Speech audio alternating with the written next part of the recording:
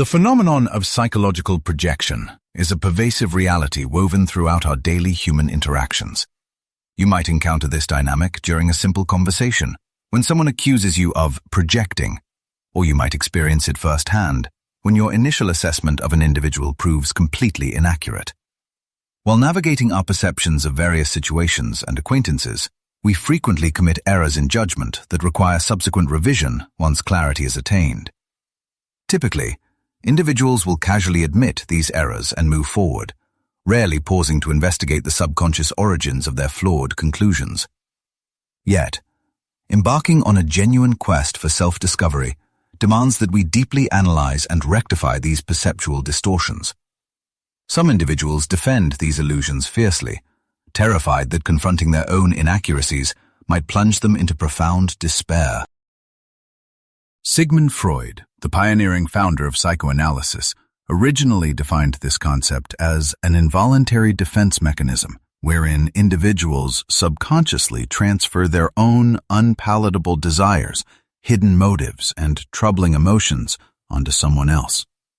Essentially, it represents a profound discord between a person's internal reality and their external environment, ensuring that whatever remains buried within is ultimately mirrored in the world around them.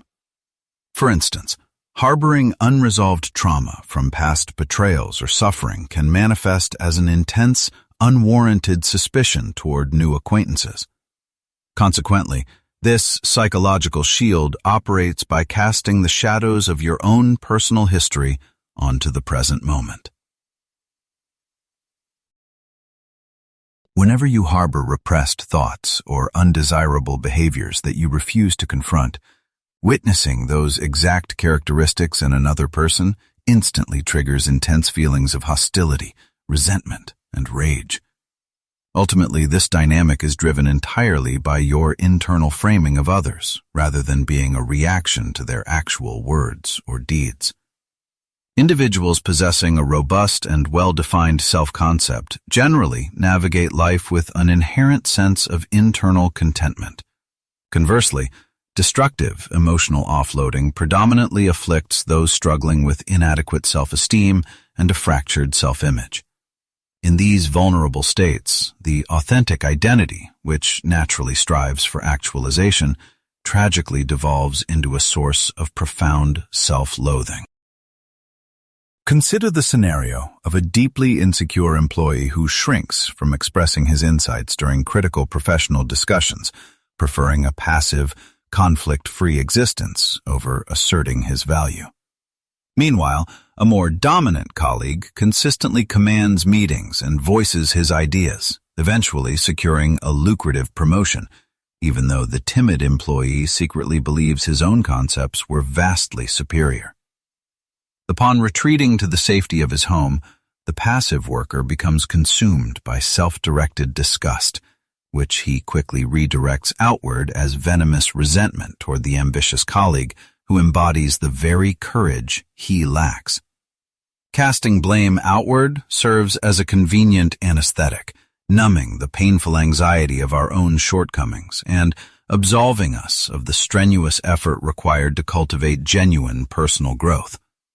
As the old adage wisely notes, whenever you extend a singular finger in accusation, 3 more remain stubbornly aimed right back at your own chest. Through this psychological sleight of hand, we successfully disown our most undesirable attributes by forcibly attaching them to the characters around us, subsequently subjecting those individuals to harsh judgment and vicious attacks. This detrimental pattern frequently scales up to encompass entire demographics, fueling widespread ideological conflicts based on entirely fabricated premises. A person trapped within this projective illusion remains staunchly convinced that the rest of society harbors all conceivable flaws and engages in every imaginable vice. Consequently, they view the world as an arena filled with fundamentally flawed enemies who must be aggressively opposed at every turn. Naturally, traversing existence with the unyielding belief that you are a perpetual victim of everyone else's incompetence guarantees a life marred by profound misery. It is crucial to understand that this psychological phenomenon operates entirely beneath the surface of conscious awareness, completely devoid of deliberate intention. Because these displaced emotions inevitably circle back to wound the originator, striking us much like a falling icicle, our psychological evasions never go entirely unpunished. We must recognize that we do not actively construct these illusions. Rather, they ambush us from the depths of our own minds. Spotting this defensive maneuver in a peer is remarkably simple, yet identifying it within your own behavior remains a monumental challenge. Because these mechanisms rely on obscurity to function, the precise instant you realize you are projecting, the spell is broken and you escape its grip. Undertaking the arduous journey to illuminate the hidden corners of your mind, which inherently requires retracting these false attributions, is a vital psychological endeavor that paves the way for profound self-realization and expanded awareness. Individuals frequently construct elaborate rationalizations to legitimize their distorted perceptions. For example, a citizen apprehended for purchasing illegal goods on the black market will predictably defend their actions by insisting that absolutely everyone engages in the practice. This specific maneuver acts to transform a deep-seated neurotic guilt over unethical behavior into a seemingly pragmatic, objective fear regarding survival and scarcity. The renowned Jungian analyst Marie-Louise von Franz noted, if a son, for example, experiences his father as tyrannical, in later life he will, in many cases, not only project the quality of tyranny onto authority figures and father figures, such as his doctor, his superiors, and the state, but he will also behave just as tyrannically himself, though unconsciously. If someone possessing a strong anti-authoritarian streak encounters an individual displaying even mild assertiveness, their dormant internal blueprint of a dictator instantly projects onto that innocent party. Once this cognitive distortion solidifies, the projector operates under the absolute certainty that they are facing a genuine despot, creating a severely entrenched misjudgment that is incredibly difficult to dismantle. Interestingly, this psychological mirroring is not exclusively reserved for our darkest, most undesirable traits. We are equally prone to displacing our hidden positive virtues onto external targets. When we externalize our own dormant potential, it often results in a deeply delusional, exaggerated infatuation and unwarranted reverence for the recipient of our projection.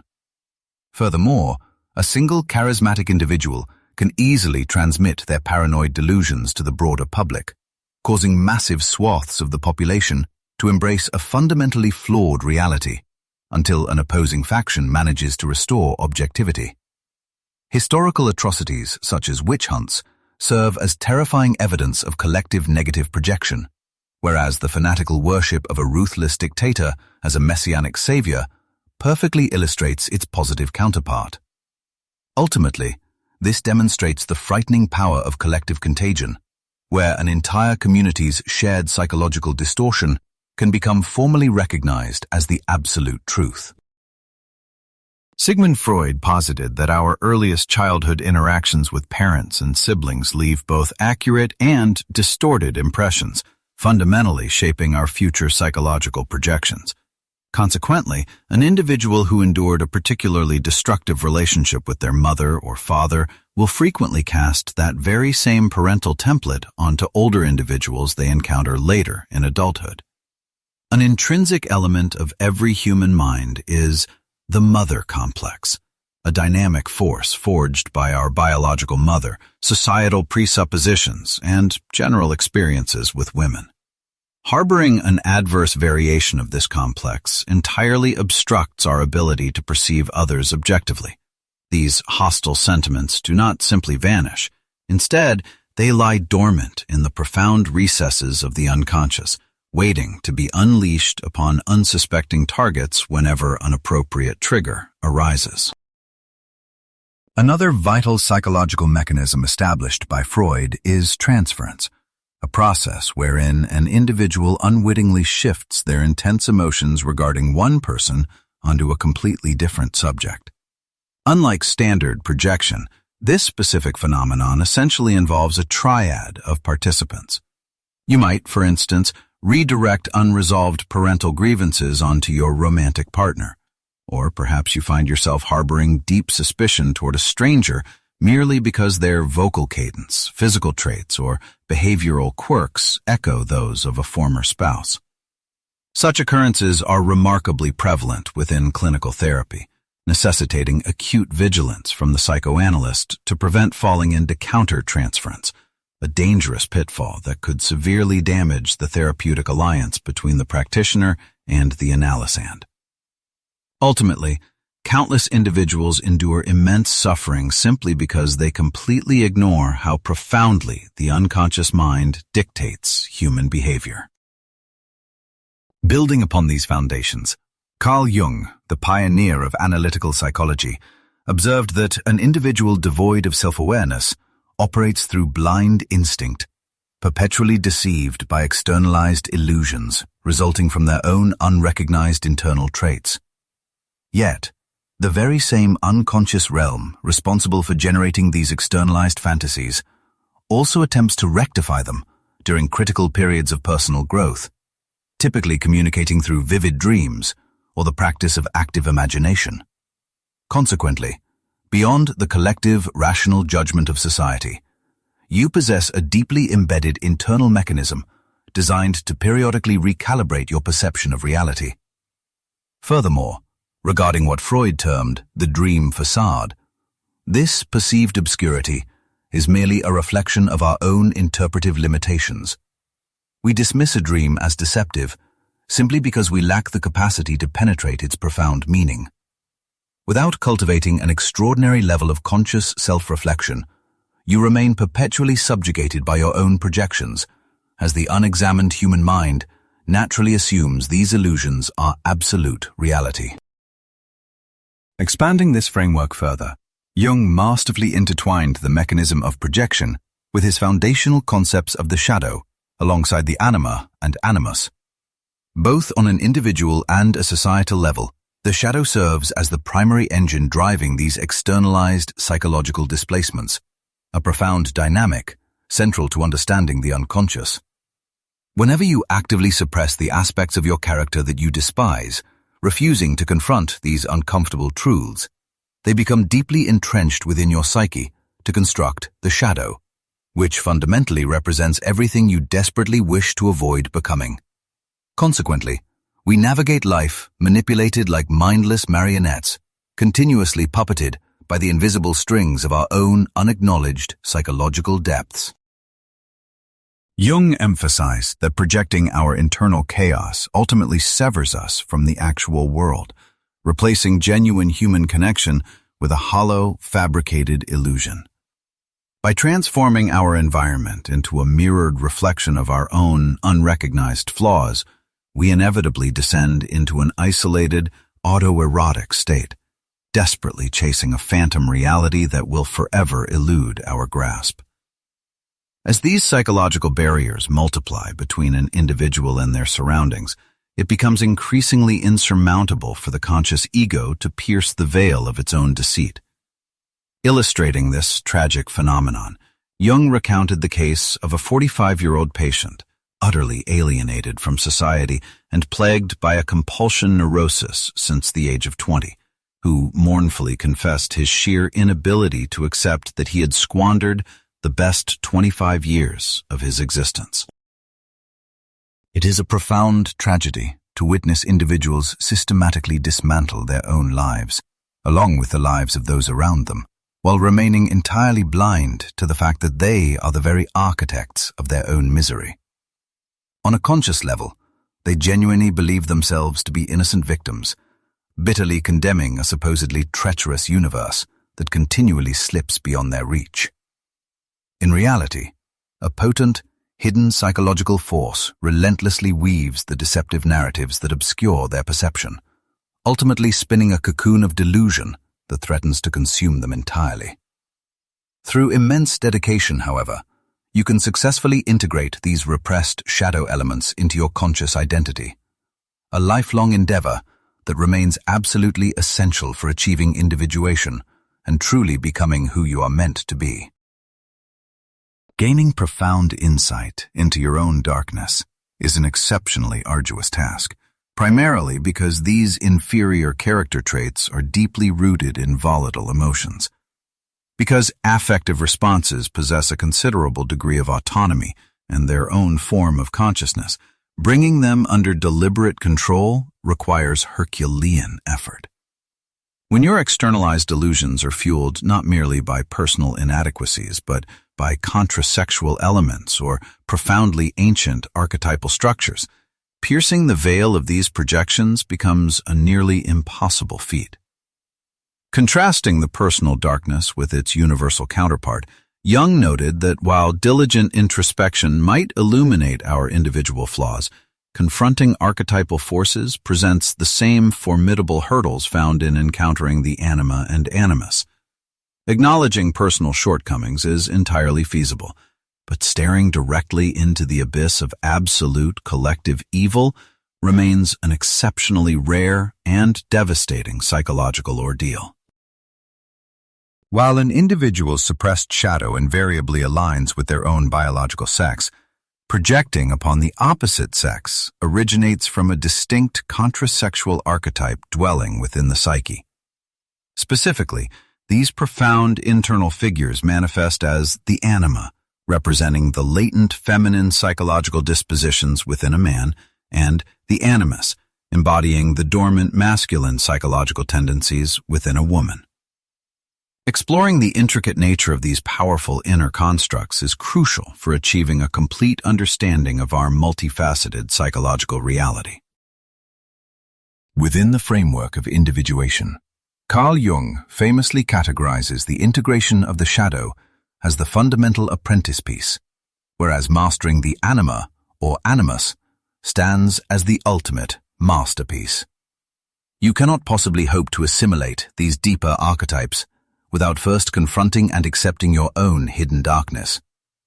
While this shadowy counterpart fundamentally embodies your personal unconscious, the anima and animus arise directly from the broader collective unconscious.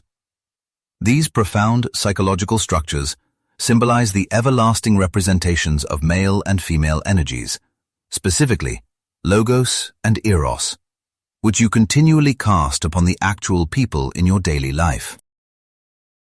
Males often externalize their anima by excessively elevating their masculine traits while suppressing their feminine attributes, engaging in shallow intellectual posturing, and reducing women to mere objects for erotic gratification or targets of rigid behavioral stereotypes. Conversely, developing a pathological attachment to this inner feminine aspect proves equally destructive. This might manifest as excessive submissiveness that invites exploitation by romantic partners, or a regressive desire to retreat into the comforting sanctuary of childhood maternal protection. However, the most frequent manifestation of this phenomenon occurs when you find yourself abruptly consumed by an intoxicating, irrational romance, as if struck by a projectile from Eros, the ancient Greek deity of desire. Should these craved sensual delights ultimately elude the seeker, the resulting agony feels exactly like a wounding strike from a weapon of profound sorrow. When examining the female psyche, the externalization of the animus presents itself through distinct, often concealed certainties regarding deeply held beliefs and internal narratives. For example, a woman might desperately crave romantic connection while secretly harboring the absolute conviction that she is inherently unlovable. This dynamic frequently originates from paternal figures who impose unquestionable dogmas about proper conduct, entirely disregarding the daughter's independent perspectives and driving her to escape into an idealized mental realm governed by rigid expectations.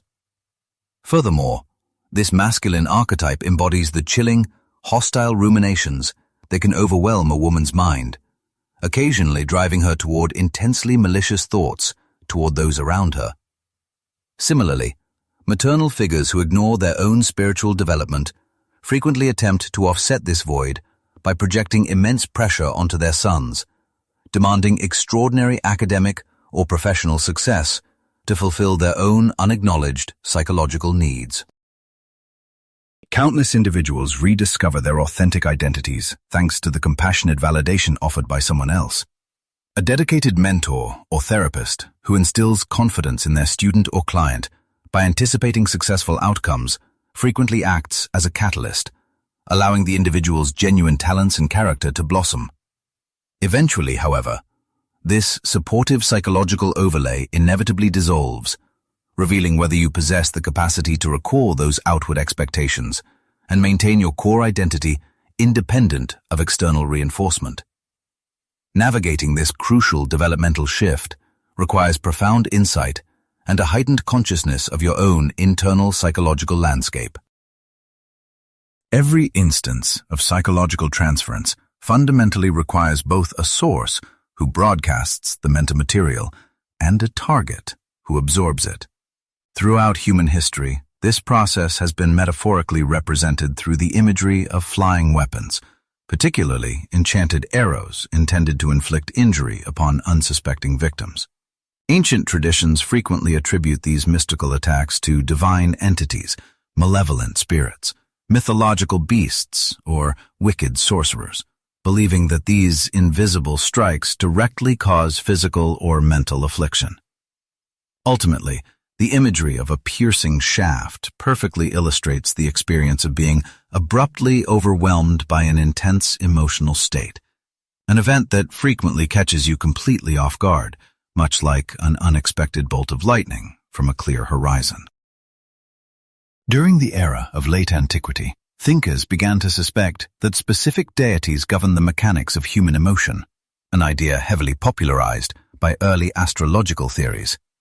Consequently, planets and figures like Saturn became linked with depressive tendencies, Mars with fierce assertiveness, and Venus alongside Cupid with erotic desire, representing overpowering emotional tides that unexpectedly hijack your conscious awareness. Rather than external forces, these occurrences are actually eruptions from the deepest layers of the mind, consisting of independent mental representations that operate entirely outside your deliberate control.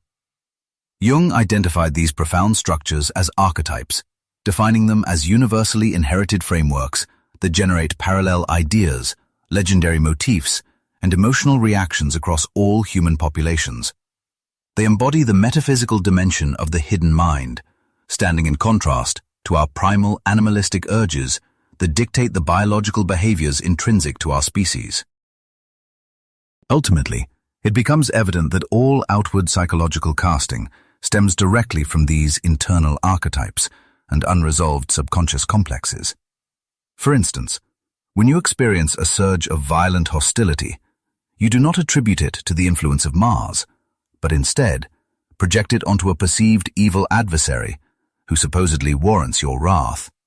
A classic demonstration of shadow projection, just as overwhelming lust is credited not to Cupid, but to the specific individual triggering your anima projection. The malicious language humans employ against one another operates exactly like those mythical munitions. Deceptive individuals contort their speech into a drawn bowstring, launching venomous remarks designed to inflict immense emotional casualties. Clinical psychological practice reveals that these destructive behaviors are directly catalyzed by the outward casting of internal negativity. The moment you cast even a fraction of your hidden darkness onto someone else, you become compelled to unleash this type of venomous dialogue. These weaponized words perfectly illustrate the severe toxicity being channeled from the sender to the recipient.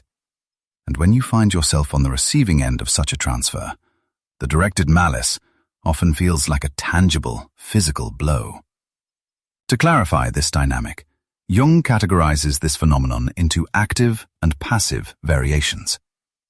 The active form materializes when you carelessly assume that another individual shares your exact worldview and values, leading to a toxic sense of entitlement where you attempt to improve them, essentially committing a profound psychological violation.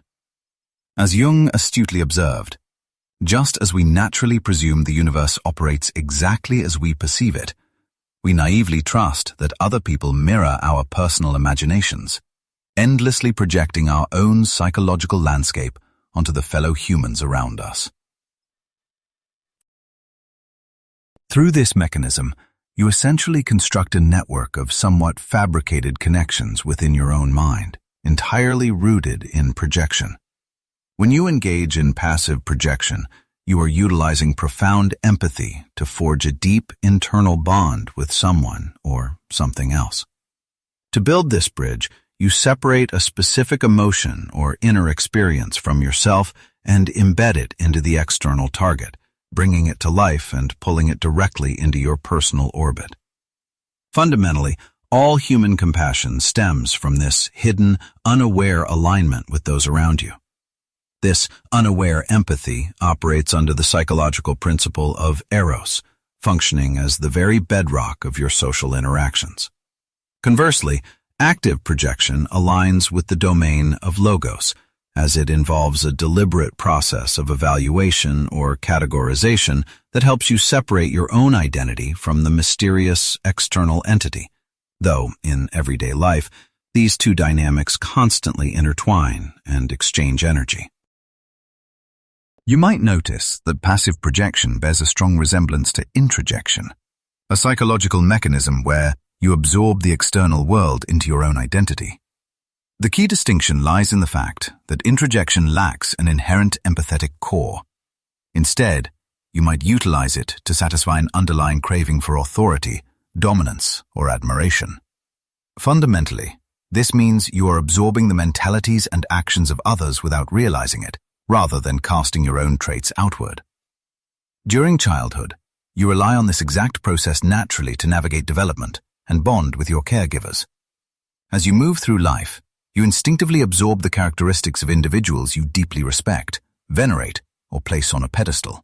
However, this absorption can be a double-edged sword, causing you to internalize a mentor's toxic traits, or even develop an inflated sense of self-importance by adopting divine, godlike attributes as your own. The renowned French ethnologist Lucien Lévy-Bruhl captured this phenomenon with the term participation mystique, or mystical participation, pointing to an ancient, unbreakable fusion of the observer and the observed that still resides in the deepest layers of your psyche. You remain biologically tethered to primal symbols that existed long before the dawn of rational thought. If you look back at our ancient predecessors, their daily existence was heavily dictated by submerged instincts and a profound, shared existence with the natural environment and physical items around them. For them, the boundaries between the internal landscape and the external universe were completely dissolved. While your modern surroundings might appear thoroughly purged of magical thinking and irrational beliefs, your inner psychological landscape remains unchanged, stubbornly refusing to differentiate between you as the subject and the objects you encounter. As Carl Jung observed, only specific facets of the human mind have managed to evolve past that original, mystical fusion with the outside world. He noted that early humans possessed minimal conscious identity, coupled with a massive psychological tether to their environment, allowing external elements to exert a literal, magical dominance over their actions.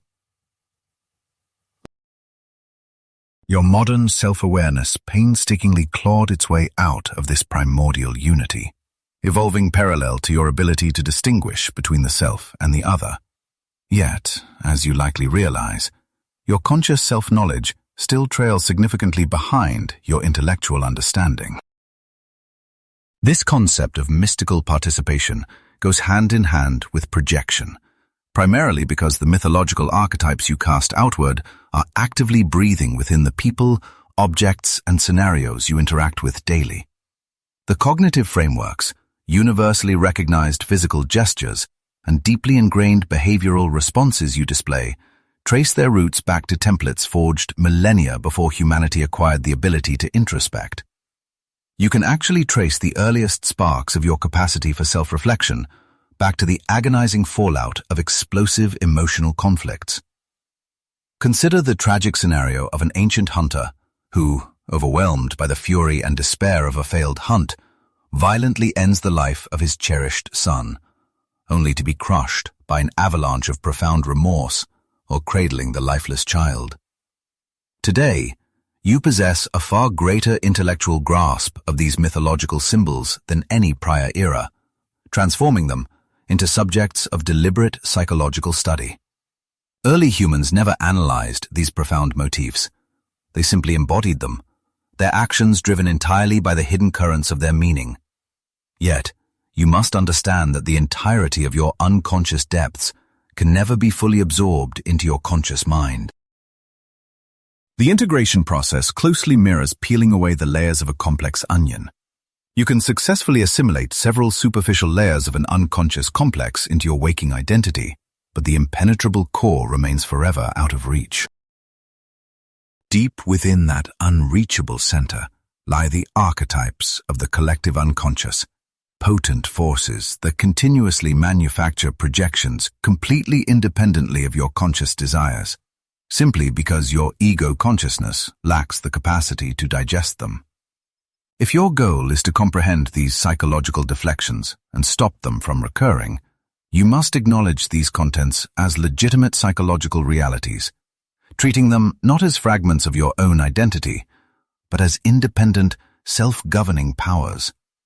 If you possessed the extraordinary ability to completely pierce through every single one of your projections down to the final remnants, your personality would stretch to encompass the entire cosmos.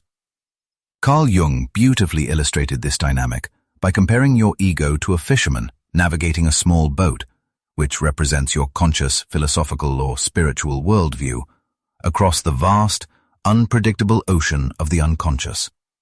When you cast your nets, you must be incredibly cautious not to drag more fish or unconscious material aboard than your vessel can safely support, lest you capsize and drown.